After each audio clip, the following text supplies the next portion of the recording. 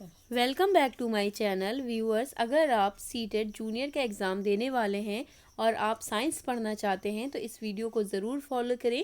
इससे आपको काफ़ी हेल्प मिलने वाली है। जितने भी यहाँ पे टॉपिक्स मैं आज आपको बताऊंगी सभी एनसीईआरटी से ही हैं। तो चलिए स्टार्ट करते हैं क्वेश्चन नंबर 1 के साथ। क्वेश्चन नंबर 1 है identify the animal on the basis of future listed below. Question number 1 क्या कह रहे हैं, यहाँ पे कुछ आपको लक्षण दिए हैं जिसके आधार पे आपको जंतु को पहचानना है। ठीक है, यहाँ पे कुछ फीचर्स दिए हैं जिसके बेसिस पे आपको पहचानना है ये कौन सा एनिमल है, कौन सा जंतु है। पहला देखिए क्या है, लॉन्ग बैकबोन।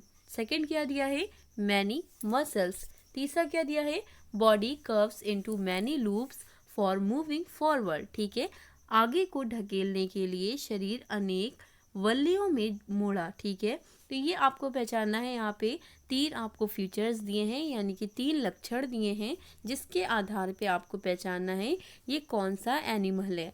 पहला क्या है, स्नेक जिसे सर्प कहते हैं। दूसरा क्या है, अर्थवॉर्म यानी कि केचुआ। तीसरा क्या है, स्नेल घोंघा।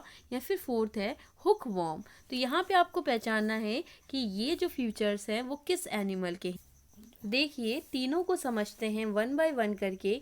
ये क्या है, ये स्नेल है। ठीक है, ये क्या है, ये इसका आउटर स्केलेटन है जो कि बोन से नहीं बना होता है। ये ध्यान रखिएगा, ये बोन से नहीं बना होता है, ना ही ये मूव करने में कोई हेल्प करता है। बस ये जब भी ओपन होता है, ये शेल जो है, ये शेल जब भी ओपन होता है तो एक थिक स्ट्रक्चर निकलता है और हेड निकलता है। ये जो थिक स्ट्रक्चर होता है यही इसके पैर होते हैं और ये हेड होता है। तो इसमें आपको कोई भी उस तरह का फ्यूचर नहीं दिखा होगा जो क्वेश्चन में पूछा गया है, यानी कि स्नेल इसका आंसर नहीं हो सकता है। यहाँ पे देखिए केचुआ। अर्थवॉर्म क्या होता है, अर्थवॉर्म जैसे कि अर्थवॉर्म की बॉडी में यानी कि इनका जो शरीर होता है उसमें हड्डियाँ नहीं पाई जाती हैं, बोन्स नहीं पाए जाते हैं, लेकिन पेशियाँ ज़रूर होती हैं, यानी कि मसल्स ज़रूर होती हैं। ठीक है, तो यहाँ पे ध्यान रखिएगा कि बोन्स नहीं होती हैं, केचुए में बोन्स नहीं होती हैं लेकिन पेशियाँ होती हैं जो कि इसके शरीर को घटने और बढ़ने में सहायता करती हैं। इसके शरीर में चिकने पदार्थ होते हैं जिसकी वजह से ही ये चलने में यानी कि ये चल पाता है, जो कि चलने में मदद मिलती है। ठीक है, चलने में मदद क्या करते हैं, जो इनके शरीर में चिकने पदार्थ होते हैं। तो आपको इस तरह का कैरेक्टर नहीं मिला है, यानी कि इस तरह का फीचर नहीं मिला है जो क्वेश्चन में दिया है, इसका मतलब अर्थवॉर्म भी नहीं होगा। तीसरा क्या है, स्नेक। स्नेक यानी कि सर्प। जैसा कि क्वेश्चन में दिया हुआ था कि बैक बोन होता है, तो यहाँ पे लॉन्ग बैक बोन स्नेक में ही पाया जाता है। इनके सांप का जो बैकबोन होता है वो लंबा होता है। सांप के शरीर में बहुत सारी पतली मसल्स होती हैं जो कि फ्यूचर दूसरा दिया था क्वेश्चन में। ठीक है, ये जो मसल्स होती हैं ये बैकबोन, पसलियाँ जो रिब्स जिसे कहते हैं, और त्वचा जो स्किन होती है इसको एक दूसरे से जोड़ती हैं। ठीक है, सांप का शरीर बहुत सारे लूप्स में भी मुड़ा होता है जैसा कि आप देख पा रहे होंगे। तो यही फ्यूचर दिया था कि बहुत सारे लूप में मुड़ा होता है। तो ये किसके फ्यूचर हैं, ये सब स्नेक के फ्यूचर हैं। ध्यान रखिएगा कि जो सांप का शरीर होता है वो बहुत सारे लूप्स में मुड़ा होता है। हर एक लूप आगे के लूप को ढकेलता है, पुश करता है। इस तरह से ये सांप जो होते हैं वो तेज़ी से गति करते हैं। पर आप ध्यान रखिएगा ये जो सांप होते हैं ये स्ट्रेट लाइन में कभी भी नहीं चलते हैं, बल्कि हमेशा ऐसे ऐसे ही चलते हैं। तो यहाँ पे इसका करेक्ट आंसर क्या हो जाएगा, इस क्वेश्चन का करेक्ट आंसर क्या हो जाएगा, ऑप्शन 1 हो जाएगा, स्नेक। यानी कि इसका सही आंसर क्या है, ऑप्शन 1 है। क्वेश्चन नंबर 2 है which of the following statement is not true. Question number 2 क्या कह रहे हैं, नीचे दिया गया कौन सा कथन सही नहीं है। आपको यहाँ पे पहचानना है इन चारों कथनों में से कौन सा एक कथन सही नहीं है। पहला देखिए क्या है, all arteries carry oxygen rich blood, यानी कि सभी धमनियाँ ऑक्सीजन समृद्ध रक्त को ले जाती हैं। ये ऑप्शन पहला दिया है। ऑप्शन 2 क्या है, all arteries carry oxygen from heart to other part, यानी कि सभी धमनियाँ ऑक्सीजन को हृदय से अन्य भागों में ले जाती हैं। या फिर ऑप्शन 3 है आर्टरीज हैव थिक वॉल्स, या फिर ऑप्शन 4 है आर्टरीज हैव इलास्टिक वॉल। तो यहाँ पे देखिए स्टेटमेंट इसका फर्स्ट सही हो जाएगा, क्योंकि आपने पढ़ा होगा जो पल्मोनरी आर्टरीज होती है वो डीऑक्सीजनेटेड ब्लड को कैरी करती है। तो यहाँ पे डीऑक्सीजनेटेड ब्लड को कैरी करती है। तो यहाँ पे जो ऑप्शन 1 दिया है वो ही गलत दिया हुआ है, यानी कि यहाँ पे आपको नॉट बताना था, इसलिए यहाँ पे जो ऑप्शन 1 है वो सही हो जाएगा। मूव करते हैं नेक्स्ट क्वेश्चन पे। क्वेश्चन नंबर 3 देखिए क्या है, which of the following represents correct matching order. यहाँ पे आपको क्या करना है, जो एसिड दिए हैं वो आपको बताना है कि किसमें कौन सा पाया जाता है। जैसा कि यहाँ पे देखिए एसिटिक एसिड, एसिटिक एसिड किसमें पाया जाता है, एसिटिक एसिड विनेगर में पाया जाता है, ठीक है, एसिटिक एसिड विनेगर में पाया जाता है। लैक्टिक एसिड दूध में पाया जाता है, यानी कि दूध से बनी कोई भी चीज़ उसमें लैक्टिक एसिड पाया जाता है। तो यहाँ पे कर्ड दिया है यानी कि दही दिया है, तो लैक्टिक एसिड यानी कि बी का क्या हो जाएगा, फर्स्ट हो जाएगा। तो अब आप ऑप्शन देखिए, बी का फर्स्ट किस में दिया है, बी का फर्स्ट दिया है ऑप्शन तीसरे में, और ए का फोर्थ भी दिया है, यानी कि यहाँ पे करेक्ट स्टेट यानी कि करेक्ट आंसर कौन सा हो जाएगा, ऑप्शन 3 हो जाएगा। ए का फोर्थ हो जाएगा, बी का फर्स्ट हो जाएगा, और सी यानी कि ऑक्सैलिक एसिड इसका कौन सा हो जाएगा, पालक। ओके, ऑप्शन सी का सेकेंड हो जाएगा पालक। और डी क्या है, एस्कॉर्बिक एसिड, जो कि सिट्रस फूड यानी कि खट्टे फ्रूट्स में पाया जाता है। तो इसका सही आंसर क्या हो जाएगा, ऑप्शन तीसरा हो जाएगा। क्वेश्चन नंबर 4 क्या है, which of the following tools is based on the technique of observation. यहाँ पे आपको बताना है कि कौन सा साधन अवलोकन आधारित है, ठीक है। पहला क्या है, ओरल टेस्ट, दूसरा क्या है, रिटन टेस्ट, तीसरा क्या है, पेपर पेंसिल टेस्ट, और चौथा क्या है, एनेक्डोटल रिकॉर्ड। एनेक्डोटल रिकॉर्ड क्या होता है, अगर आप नहीं जानते हैं तो एनेक्डोटल रिकॉर्ड में आपके सभी रिकॉर्ड दिखाए जाते हैं, चाहे वो आपके पर्सनल रिकॉर्ड हो या बिहेवियर आपका किस तरह का है, एकेडमिक वर्क किस तरह का करा, इन सभी के रिकॉर्ड्स एनेक्डोटल रिकॉर्ड्स में पाए जाते हैं। और बाकी यहाँ पे जो रिकॉर्ड्स दिए हैं यानी कि जो दिए हुए हैं ऑप्शन, जैसे कि ओरल टेस्ट है, रिटन टेस्ट है और पेपर पेंसिल टेस्ट है, ये सभी आपके केवल एकेडमिक को शो करते हैं, लेकिन एनेक्डोटल रिकॉर्ड में सभी तरह के रिकॉर्ड पाए जाते हैं। तो यहाँ पे ऑब्जर्वेशन यानी कि अवलोकन आधारित कौन सा होगा, आपका ऑप्शन 4 करेक्ट हो जाएगा, एनेक्डोटल रिकॉर्ड। ओके, तो correct answer is option 4। Move करते हैं नेक्स्ट क्वेश्चन पे। क्वेश्चन नंबर 5 है, which of the following statements are correct. यहाँ पे आपको बताना है कि कौन सा स्टेटमेंट, कौन कौन से स्टेटमेंट्स करेक्ट हैं। पहला देखिए क्या है, pashmina shawl is made from here of goats, यानी कि कह रहे हैं कि जो पश्मीना शॉल है वो बकरी के बालों से बनता है, जो कि बिल्कुल सही स्टेटमेंट दिया है। पश्मीना शॉल बकरी के बालों से ही बनता है, जो इसीलिए कॉस्टली भी होता है काफ़ी। ऑप्शन बी क्या दिया है, देखिए अंगोरा एक प्रकार की ऊन है, यहाँ पे देखिए क्या लिखा है, अंगोरा एक प्रकार की ऊन है जो खरगोश से प्राप्त होती है, ठीक है, जो कि बिल्कुल सही बात है। जो अंगोरा ऊन है वो खरगोश से ही प्राप्त होती है, यानी कि स्टेटमेंट यहाँ पे दूसरा भी करेक्ट है। तीसरा क्या है, ऊंट की ऊन कारपेट बनाने में उपयोग होती है, ये गलत स्टेटमेंट है। और ऑप्शन डी क्या है, पश्मीना ऊन खरगोश से प्राप्त होती है, तो ये भी गलत दिया है। यानी कि यहाँ पे केवल 2 ही स्टेटमेंट सही हैं, ए और बी। तो यहाँ पे करेक्ट आंसर क्या हो जाएगा, ऑप्शन 2 हो जाएगा, ए एंड बी।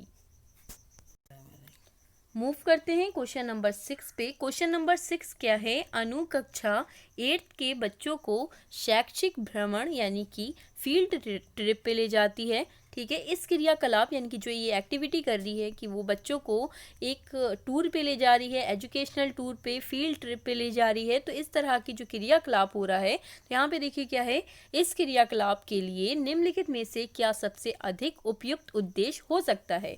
यानी कि ये जो एक्टिविटी चल रही है, इसका क्या ऑब्जेक्टिव है, इसका क्या एम है, क्या उद्देश्य हो सकता है, ये आपको बताना है। ऑप्शन 1 क्या है, ये बच्चों के मध्य अंतःक्रिया को प्रेरित करता है, यानी कि अगर बच्चे साथ में ट्रिप पे जाएंगे तो आपस में इंटरेक्ट ज़रूर करेंगे, इंटरेक्शन होगा, तो बिल्कुल ये इनकरेज करता है। तो यहाँ पे जो स्टेटमेंट 1 दिया है वो करेक्ट दिया है। ऑप्शन 2 क्या है, ये ठोस अनुभवों के द्वारा प्रक्रिया कौशलों को बढ़ावा देता है, बिल्कुल सही बात है। जब ये आप लेके जाएंगे किसी बच्चों को टूर पे, तो वो क्या देखेंगे, वहाँ पे बहुत सारे कॉन्क्रीट देखेंगे, यानी कि कॉन्क्रीट चीज़ें देखेंगे जिससे उन्हें कॉन्क्रीट एक्सपीरियंस होगा, इनकी ठोस अनुभव होगा। तो यहाँ पे स्टेटमेंट दूसरा भी करेक्ट दिया है। स्टेटमेंट तीसरा क्या है, ये बच्चों के अवलोकन कौशलों को बढ़ाता है, बिल्कुल सही बात, ये इन्हेंस करता है ऑब्जर्वेशन स्किल्स को, यानी कि ये भी बिल्कुल करेक्ट दिया है स्टेटमेंट। ऑप्शन डी क्या है, ये शिक्षक और कक्षा की एक लय को तोड़ता है, तो ये लय को नहीं तोड़ता है, यानी कि डी इसमें जो ऑप्शन दिया है वो इनकरेक्ट है। तो यहाँ पे करेक्ट आंसर क्या है, यहाँ पे करेक्ट आंसर हो जाएगा ऑप्शन 1 ABC, क्योंकि यहाँ पे ABC ही यहाँ पे सही दिया है। तो करेक्ट आंसर हो जाएगा ऑप्शन 1। मूव करते हैं नेक्स्ट क्वेश्चन पे। क्वेश्चन नंबर 7 है, as per NCF 2005 good science education should be the, यहाँ पे कह रहे हैं राष्ट्रीय पाठ्यचर्या 2005 के अनुसार अच्छी विज्ञान शिक्षा होनी चाहिए। पहला देखिए क्या है, विज्ञान शिक्षक के प्रति निष्ठ, दूसरा क्या है, बच्चे के प्रति निष्ठ, तीसरा क्या ऑप्शन दिया है, विद्यालय के वातावरण के प्रति निष्ठ, और चौथा क्या है, कक्ष संस्कृति के प्रति निष्ठ। यहाँ पे देखिए इन्वायरमेंट की बात नहीं हो रही है, जो यहाँ पे ऑप्शन तीसरा सही हो। यहाँ पे ऑप्शन तीसरा नहीं सही हो सकता है क्योंकि यहाँ पे विज्ञान की बात हो रही है, ठीक है। ऑप्शन 4 क्या है, यहाँ पे ऑप्शन 4 में कल्चर की बात की जा रही है, तो यहाँ पे ऑप्शन 4 भी नहीं हो सकता है। और अगर आप जानते होंगे कि जो आज की शिक्षा है वो बाल केंद्रित है, ठीक है, शिक्षक केंद्रित नहीं है, तो यहाँ पे स्टेटमेंट 1 नहीं हो सकता है क्योंकि यहाँ पे शिक्षक पे जोर दिया जा रहा है। तो यहाँ पे सही आंसर क्या हो जाएगा, ऑप्शन 2 हो जाएगा, बच्चे के प्रति निष्ठ। ऑप्शन 2 यहाँ पे करेक्ट हो जाएगा as per NCF। Question number 8 है, which of the following validities of a good science education curriculum is satisfied by activity and experiment, ठीक है। एक अच्छी विज्ञान शिक्षा पाठ्यचर्या की निम्नलिखित में से कौन सी वैधता की संतुष्टि क्रियाकलाप और प्रयोग द्वारा होती है। तो यहाँ पे पहला देखिए क्या है, कॉग्निटिव यानी कि संज्ञानात्मक, ये किससे रिलेटेड है, ये आपके माइंड से रिलेटेड होता है, आपके संज्ञान से रिलेटेड होता है।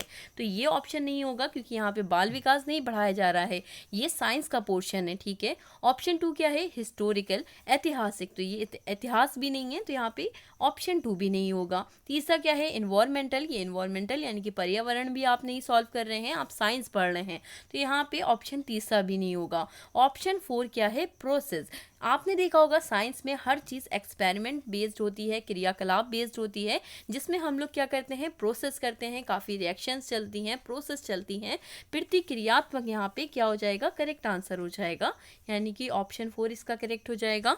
मूव करते हैं नेक्स्ट क्वेश्चन पे। क्वेश्चन नंबर 9 देखिए क्या है, क्वेश्चन नंबर 9 है, the function of gills in the fish is to, आपने देखा होगा कि फिश में क्या होते हैं, गिल्स पाए जाते हैं। तो यहाँ पे क्वेश्चन में कह रहे हैं कि जो गिल्स होते हैं उसका काम क्या होता है, ठीक है। यहाँ पे आप हिंदी में देख लीजिए, गिल जिसे क्लोम कहते हैं, उसका कार्य क्या होता है, मछली में जो क्लोम पाया जाता है जिसे गिल कहते हैं, उसका यहाँ पे आपको कार्य बताना है। तो पहला देखिए क्या है, वायु से ऑक्सीजन ग्रहण करना। तो मछली कहाँ रहती हैं, मछली पानी में रहती हैं, तो यहाँ पे ऑप्शन 1 नहीं होगा।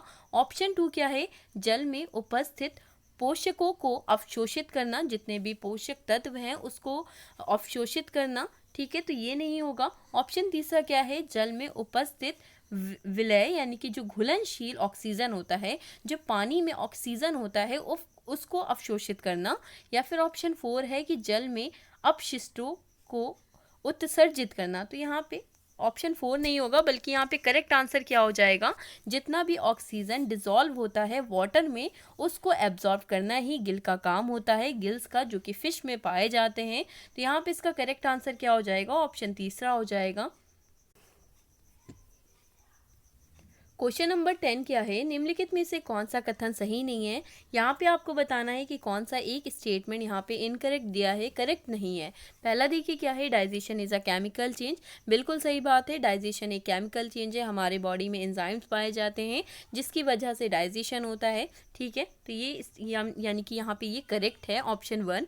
ऑप्शन 2 क्या है, photosynthesis is a chemical change, बिल्कुल सही। फोटोसिंथेसिस सनलाइट की प्रेजेंस में होती हैं, तो ये भी स्टेटमेंट बिल्कुल सही दिया हुआ है। ऑप्शन तीसरा क्या है, respiration is a chemical change, जो कि बिल्कुल सही है। ऑप्शन 4 क्या है, crystallisation is a chemical change, crystallisation chemical change नहीं होता है। यहाँ पे यही स्टेटमेंट गलत दिया है, यानी कि यहाँ पे नहीं पूछा था, सही नहीं है। तो यहाँ पे ऑप्शन 4 इसका करेक्ट हो जाएगा आंसर क्वेश्चन नंबर 10 का। क्वेश्चन नंबर 11 है, निम्नलिखित में से क्या उच्च प्राथमिक स्तर पर विज्ञान शिक्षा का उद्देश्य नहीं होना चाहिए। यहाँ पे आपको बताना है कि विज्ञान शिक्षा का कौन सा एक उद्देश्य नहीं होना चाहिए। ठीक है, पहला देखिए क्या है, बच्चों की प्राकृतिक जिज्ञासा का पोषण करना। ऑप्शन 2 क्या है, जीवन के प्रति झुकाव और सहभागिता के मूल्यों का विकास करना। ऑप्शन 3 क्या है, वैज्ञानिक स्वभाव का विकास करना। ऑप्शन 4 क्या है, अवधारणाओं की पाठ्य पुस्तकों में परिभाषाओं पर बल देना, यानी कि केवल डेफिनेशन पर बल देना। तो ये नहीं होना चाहिए, ये उद्देश्य नहीं होता है, ये नहीं होना चाहिए उद्देश्य, यानी कि यहाँ पे करेक्ट आंसर क्या हो जाएगा, ऑप्शन 4 हो जाएगा। मूव करते हैं नेक्स्ट क्वेश्चन पे।